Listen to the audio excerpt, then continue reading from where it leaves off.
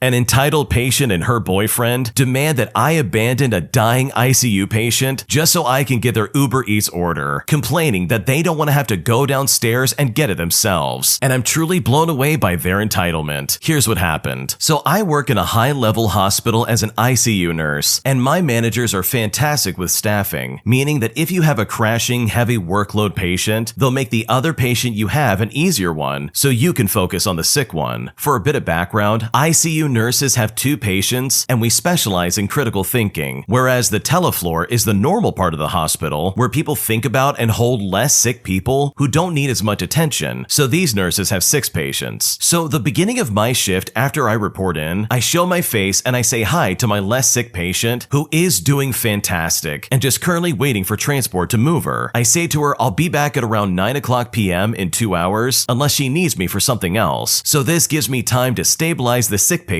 next door. Unfortunately, the sick patient in room 1 starts coding, and the team is actively doing CPR. There is a crash cart in the hallway, 3 doctors are here, a whole team to try and save this young guy. My team is working on medication, intubating, keeping compressions going, etc. All while I'm talking with the doctors about what could have possibly caused it. And at this point, I'm halfway outside the room for the healthier patient in room 2. She sees me through the window, presses the call light, and I ignore it because I have very pressing matters. And I mean, this really should be obvious for anyone looking in. Now, this is where the craziest part comes into play. Her boyfriend ends up opening the door and standing in the doorway to just stare at me with his arms crossed. Now, just to give them the benefit of the doubt that she could be concerned about her health, I say, "Is everything all right?" And he just gives out an annoyed sigh and tries to lead me inside. Of course, I only pay attention to him when the doctors go into room 1 to brainstorm on their own and assess where to go if they get the guy back. I look back through the window of room 1 and I realize I can give them 5 seconds to make sure nothing weird is going on. So she literally says to me, "Can you go get my Uber Eats order? It just said that it arrived downstairs." I swear I could have had a stroke from high blood pressure at that moment. I kindly said to them, "I'm sorry, but I'm busy with a critical patient. Is there any chance that you could do that?" I then look to the boyfriend, who has plopped into the recliner with his feet up watching Netflix again on his phone. He then responds by saying, "Go get it for her? You know what? I would rather not." "Oh, you don't want to, huh?" I mean, did they not see the mess next door through the window? I mean, I was literally talking to 3 doctors, and there's a hot mess of people outside the room who are trying to save this person's life. So I tell him, "No, I can't. The entire team is actively trying to save someone's life, and none of us are available to leave. So either you can go get it, or I can have someone get saltines for you instead." This guy lets out a sigh, gets up slowly, and then says, "Fine, I guess I'll go get it then." All while I turn and head back into room 1. This dude literally has to turn his shoulders to slide through the massive group of people, still angry that he has to take 1 elevator down. When they get moved to another room at around 10:00 p.m., he's speaking loudly on the phone, complaining about how the nurses are rude, and they don't even get food for their patients, and all this other garbage. Now, the icing on the cake for all of this is that she had just gotten off an insulin drip for being in a diabetic coma, and this guy seriously still wanted to be lazy. Never have I met a more entitled person who put having to walk and get their own food delivery above someone else's life. Wow, that is unbelievable to me. Can they seriously not see what's going on? First off, they have to know that they are in a very specific area of the hospital. This is not a normal area. Literally, they're in the ICU. This is where people can very easily not survive what's going on. They're either in a coma or something horrible has happened to them. Like seriously, this is where things can go badly really quickly. So the fact that the both of them are acting this way is honestly astonishing. It sounds like there's a window that you can really see into the other room, and you know exactly what's going on. So they literally see all this action outside of the other patient's room. Like, how can you not then infer that, oh, something might be going wrong? I mean, the biggest clue might be the fact that they're doing CPR. I don't know. I mean, how selfish and entitled can you get? Like, these nurses are not your butlers. They're not going to get your Uber Eats orders. They have a lot of important things that they're doing. They can't just walk away and do that. So the fact that the boyfriend was acting this way and trying to be all tough and folding his arms and all the other garbage he was spouting off was super entitled and unbelievably toxic. If you like Am I the Jerk, you're probably going to love Am I the Genius. Check it out, link down below in the description. Also, go to AmITheJerk.com/submit if you would like to submit your own stories. Today, I messed up by eating tuna inside of a vegan's home. Here's what happened. So my friend and I, both freshly 18 years old, had saved up for a few years to travel the world. We started with Canada, where we first stayed with my friend's cousins, just to save on costs early on in the trip. One of the first things we were told by the wife, let's call her Linda, that's not her real name, as she was driving us from the airport to her home, was that her husband was a hardcore vegan, and we can't bring up the subject, and most definitely not ever eat or bring meat in the house, as this will upset him. So I'm thinking, okay, easy, no meat. I mean, how many meals need meat anyways? And we're only staying here for a month, I can do that. Well, my friend and I were both into fitness, and got into a really good exercise regimen during our first weeks in Canada. We were walking, running, doing calisthenics, etc. And this made us naturally very hungry. We were both also very aware that exercise is extremely benefited by a high amount of protein, and the only meals we had been eating mainly consisted of pasta, cheese, and potatoes. So we were feeling a bit malnourished, and we felt our hard work was going to waste somewhat. One morning, our host told us that they would be out for the whole day, which at first wouldn't make a difference to our day, as we would be exploring the local area anyways. Well, that afternoon, my friend and I were on a stroll when I had the brilliant idea. I thought, instead of the usual cheesy pasta tonight, why not reward our bodies with some source of protein? I mean, the hosts were out, so they would never suspect a thing, and I'm sure that even if they did, it wouldn't be an issue, as there would be no trace of any meat anywhere. My friend agreed, and we went into the nearest supermarket and bought a few tins of tuna to go into the cheesy pasta. We got back to the house and we made the meal, which really hit the spot, and it filled the gaps that we felt we had been missing in our diet for the past couple of weeks. We washed up and went to chill around the house. The hosts returned from their day out, and my friend and I are sitting in the same dimmed room, relaxing and just enjoying some downtime. And that's when I see a shadow in the doorway. We hear a voice say, "Have you been consuming a dead animal in my home?" And we were not sure who this stern voice was. I mean, how could he know? I made sure to clean up everything meticulously. I panicked and my first instinct was to lie. I said to them no in a calm manner, but I started to notice that my heartbeat was thumping in my ears. This guy then said, "Then why does my home smell like corpses?" I finally broke and I said I added some tuna into our meal. He shook his head and he stormed upstairs. I'd like to remind you at this point that we were two young, well-meaning young ladies trying to make a good impression on the world who had undervalued some earlier advice, so this confrontation really hit us hard. My friend and I looked at each other in shock, not knowing at all what to do. The husband wasn't the most approachable man at the best of times, and less so when we've broken his #1 house rule. After about an hour of contemplating, we went upstairs and nervously knocked on his bedroom door. My friend explained the situation for us, which at the time I thought was fair, but now I know it should have been me, as it was my idea. The husband stayed pretty quiet, but his wife was also in the room comforting him. We went to bed that night not knowing if we were leaving the next morning, despite having not booked anywhere to stay for another 2 weeks. The next morning, my friend and I were greeted with a piece of A4 paper that had been slid under our bedroom door. Confused, we went over to it to pick it up. It was a full-page letter from our host, in detail explaining the rules of staying at people's houses, how you should act, and that your presence should be a gift in return for staying there, and that you should always, whether you agree with them or not, follow the rules of that household. At first, we were relieved to see that there was no mention of us having to leave. And of course, these are all wise words, and I did eventually take them on, despite feeling somewhat rebellious at the time, especially towards such an authority other than my parents. We continued our travels for about 8 months and came back to our home country of Scotland, significantly more mature than we were when we first started. Okay, first off, yeah, this is a massive mess up. Like, how could you not know that canned tuna would smell awful inside of a house? Specifically a house where nobody ever eats meat. Like, he probably smelled it like right away. I mean, there's no fooling somebody who literally doesn't eat meat and probably is repulsed by it. But truly, the way he acted was obnoxious. Like, literally just grab some fragrance spray and spray it around the kitchen. It will literally get rid of the smell and everybody's fine. Like, these are 18-year-old children. It's not like they did that on purpose just to spite you. They probably didn't think that you would act in this way. I think if anything, if they wanted to get some protein in their diet, they probably should have eaten at like a restaurant or something like that instead of fixing it in their home. But there is a silver lining. If you do plan on traveling, you now know not to go to those people's house ever again. Because if you bring meat into that house, that guy's gonna freak out again. And I don't think you want to have to deal with that guy a second time. My entitled colleague decides that she needs her perfume so badly that she would rather make me sick than stop spraying it all over the office. And I'm honestly so glad I don't work with these these people anymore. Here's what happened. So this happened a few years back at an office I'm no longer working at, thank goodness. I'm autistic and very sensitive to strong sensory input. Strong smells and perfume give me migraines on good days, and on bad days, it's enough to send me into a dissociative meltdown. After a very trying year, where I ended up fully breaking down in the office in front of everyone, they finally put some accommodations in place that meant it was less difficult to be in the office. The relevant rules basically asked people not to spray perfume in the office. They could still wear it, just put it on somewhere that wasn't in the shared office space. Well, what happened next is honestly the worst thing that has ever happened to my colleague. She repeatedly came to my desk and would complain about how silly the rule was, and it wasn't fair that everyone was being forced to not use perfume, all because I was being overly sensitive. It's important to note, by the way, that they had seen my meltdown and was convinced that her perfume could not have been part of the problem. At this point, I had fought hard to get these extremely minor and reasonable accommodations, and I knew that if I started making concessions, none of the accommodations would last very long. So I told her to just not spray perfume outside or in the bathroom and she would be fine. Unfortunately, it wasn't the end. I came back from lunch the next day to find my desk had been drenched in perfume. It was so strong the plastic cover on it was still slightly warped. So I, unsurprisingly, ended up having another meltdown within an hour or two. She never took responsibility for spilling the perfume, but made a big show of it, saying how she didn't think I should be working in a shared space if normal things were so hard for me. Well, fast forward and I now work from home from a different job, and honestly, I'm glad that's the case. And to this day, I still get an instant headache when I smell that particular cheap strawberry scent. Wow, your coworker's a massive jerk. Can you imagine being that insensitive that you drench someone's workspace in perfume that they can't smell? Like, that is workplace harassment, and that is so unacceptable. And not spraying perfume around the office shouldn't just be a rule for someone who has autism and they can't handle this much sensory overload. As for myself, I have asthma, and if people are spraying perfume all over the place, it's gonna be hard for me to breathe, and I'm gonna need to go home. So this lady was honestly super inconsiderate. She was such a jerk for drenching your workspace in that perfume, and there's honestly no good excuse. So it's really good to see that you have a different job now, because those people did not care about you in the slightest, and you can do so much better than those old jerks back at your old job. Am I the jerk for making my ex-husband give our son his car keys back after he was caught having road rage on his dash cam? Here's what happened. So my ex-husband and I have a 17-year-old son who began driving and got his own little car a little over a year ago. He has had a good clean record so far, and there have been no accidents. Earlier this week, however, he had a minor road rage incident. He was in a left turn lane at the red light behind two other cars. The light turned green, but the car in front didn't move. The car in front of my son and my son leaned on their horn, but they still didn't move. They blasted their horns non-stop for a good 15 seconds, but the car still didn't move. The light turned red, and just afterwards, the car in front ran the red light and then made a U-turn. My son, as the car passed him in the opposite lane, flipped off the driver and screamed out, "You stupid jerk!" And this was at the top of his lungs out the window of the driver's side of the car. And this was all at a woman who looked like she was in her 60s or 70s. Now that intersection has long lights, so my son had to wait a long time for the next green light to come around. Coincidentally, this woman lives in the same condo complex as my ex-husband and son, even though neither of them claimed to have ever met her before or recognized her. But she apparently recognized my son and his car. She confronted my ex-husband about it a couple days afterward. She made my son's behavior sound a lot worse than it actually was. She said that my son was intimidating her, and she also downplayed her actions. She said she just made a tiny driving mistake and didn't give any more details other than that. My ex took a look at my son's dash cam footage and saw the whole incident. While he did agree that it wasn't nearly as bad as she made it sound, he was still angry at my son. He made him apologize and told him he would be taking away his keys for a whole week, meaning that he would have to walk to school and everywhere else. He made a big deal about how he doesn't want his son disrespecting women and his elders or road raging. Now, I thought his punishment was way too harsh considering the circumstances. I had a long conversation with my ex the day after he made the punishment, and I made clear how I felt and demanded that he give him back his keys. He stood his ground at first, but eventually and very reluctantly gave in, since I'm the parent that he spends the most time with, and thus the one who has ultimate veto power. My ex seemed very unhappy about our son getting out of his punishment. So am I the jerk in this situation? situation? What should I do? No, you are not the jerk here. Everybody's had road rage. We have all had stupid people in front of us who don't know how to drive, as well as countless other situations where we just lose ourselves a little bit and say things that we regret later on. And honestly, I think it's a good idea that your son has a dash cam so that you and your ex can really make sure that your son's doing what he needs to do. But when it comes to the punishment, I think taking his car away for a week is really inappropriate. Like, the situation wasn't that bad in my opinion. The lady in front of him was absolutely at fault, and not only did she run the red light, but she also neglected literally everything in front of her. She wasn't paying attention, most likely on her phone or something like that. And then she does an illegal U-turn on the red light. Like, seriously? This lady's the one with the problem, not your son. And sure, you can reprimand him for yelling and saying all the nasty things that he did, but at the end of the day, it's this lady's fault. She started this, and your son just responded in a not so nice way. So no, I don't think you're the jerk for getting his keys back. His car is not a luxury in this type of way. He needs it to get to school and do other things, and taking that away would literally hinder his ability to live. So I think the punishment really needs to be something that he can live without, because taking the car away, in my opinion, is just a little bit too extreme. My wife complains that I don't clean while I cook dinner, so I proceed to maliciously comply and clean our kitchen to make it absolutely spotless, resulting in dinner never actually being made. And after doing that, I no longer get bothered about cleaning up as I cook. Here's what happened. So I am a 33-year-old man, and I often do the cooking at our home, including the washing up that happens afterwards. My wife, who's 34, does not usually cook. We established that by our second date years ago. I love her to bits, but she is a culinary disaster, and trust me, time has failed to make any improvements. It really is a lost battle. The sequence of dinner prep usually starts as soon as I finish work. This involves chopping meat and vegetables and rounding up anything that was previously marinated or thawed. This is immediately followed by cooking and then serving to be eaten hot. It seems logical to me that meals should be enjoyed while they are fresh, while cleaning up can essentially wait, especially if the kitchen is not being used by anyone else in the meantime. I am also the one who normally does the washing after everyone has eaten, and I wash all the cutlery and all the cooking prep stuff in the process as well. This is done while my wife settles down our toddler into bed. I prefer this setup because I can get all the washing done in one go, and everyone can eat their meals at the same time and they can enjoy it together while it's fresh. I don't like washing the pots and pans or the dishes right after cooking and before eating. My wife, however, seems to get annoyed at this. Every now and then while I'm cooking, if she walks in, she will start complaining, making notes that I should pack this and that up, that I should clean the board while waiting for the stir fry to finish. Sometimes there's literally no downtime for certain dishes, especially with several to serve before it gets too late for the toddler. Now, to be clear, I certainly clean some things as I go, especially when it concerns raw meat or things that need to go back into the fridge. I'll wipe things down if there's like an offensive spill or anything like that, but for things like chopping boards or even certain empty packages or condiments, I will leave them on the bench top until I am done, or at least when I'm washing up. Things that I don't feel pose a risk or have any urgency to be put away other than making the kitchen look tidy during cooking. And I'm honestly happy to be proven wrong. Anyways, one day for whatever reason, my wife got really snarky at me because I left the chopping board out next to the pans, saying it's not hard to clean as I cook. So I thought, whatever, that's fine. So for the next meal, I made sure to clean up everything I touched as I started my meal prep. I had already made sure that the little one had had her dinner, so there's no harm in drawing this out. Need to open that can of pasta sauce? Better wash down the can opener and dry it before we start. So I guess I've got to wipe down the whole kitchen top as well. Oops, I dropped a garlic clove. I'd better give the whole kitchen floor a good scrub. Oh, wait a second, is that a bit of charred residue on the stove? Okay, better degrease the entire area. I think at this point you can catch my drift. My wife has put the little one to sleep by now, so 3 hours later the kitchen is sparkling. Literally, there's not a spot of dust or debris anywhere. But at the same time, the pasta has not entered the water and the sauce materials have not even touched the pan. My wife then asks me, hey, where's dinner? And I tell her I haven't started cooking because I still need to clean the fridge. There are some stains under the tomato tray. After that, she eventually went back to bed. Now, I still cooked and packed her lunch, but ever since then, she hasn't bothered me about cleaning up ever again. That's a really funny way to get someone off your back. Like, think about it. Here you are trying to make dinner for you and the rest of the family, and your wife is like, wow, you should do a better job about cleaning. It's like, okay, I can either cook the food or I can clean. Which one do you want me to do? Unless she wants to step up and start doing the cleaning as you're cooking, then there's not really an option for you to do both both at the same time. Like, that's just asking for a mistake to happen and for something to just straight up go wrong. So I personally find this to be a really funny approach to basically show your wife, hey, I'm doing the best I can, and if you really want this place clean and spotless, trust me, I can do that. Because personally, if somebody's cooking food in the kitchen, it's my job to either support them or stay out of their way, because chances are they probably know exactly what they're doing. Otherwise, they probably wouldn't be cooking dinner for you or anybody else in the house. Thanks for watching. When you subscribe, make sure to hit the bell to turn on notifications so you never miss a video. To finish listening to all the stories, check out the playlist at the top of the description. And if you want some vibey music to put on in the background, check out easymode. If you like Am I the Jerk, check out Am I the Genius. Everything will be linked in the description.